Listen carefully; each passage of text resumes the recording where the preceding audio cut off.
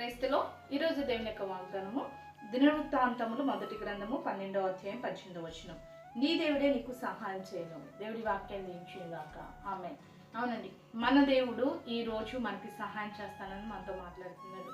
మనం ఎదుర్కొంటున్న ప్రతి పరిస్థితిలో ఇప్పుడు నాకు ఎవరు సహాయం చేస్తారు, ఈ వైపు నుంచి సహాయం వస్తుందా, ఈ వైపు నుంచి సహాయం వస్తుందా, ఎవరి ద్వారా నాకు సహాయం వస్తుంది, ఎవరు ఇప్పుడు నాకున్న పరిస్థితిలో సహాయం చేస్తారని సహాయం కొరకు ఎదురు చూస్తున్నావా?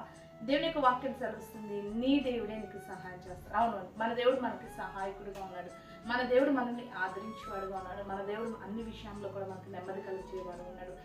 దేవుడు వాక్యం సెలవిస్తుంది, నీ దేవుడు ద్వారా నీ జీవితంలో గొప్ప సహాయము దేవుడు అనుగ్రహించబోతున్నాడు.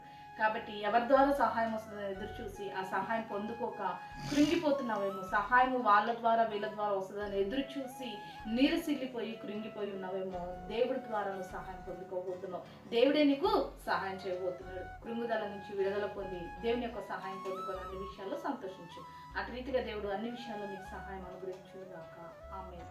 ప్రార్థన చేసుకుందామండి. సకల ఆశీర్వాదాల కారణభూతమైన మా ప్రియ పరలోక తండ్రి, ఈ యొక్క ప్రార్థనలకు ఇచ్చిన ప్రతి బిడ్డని జ్ఞాపకం చేసుకోండి.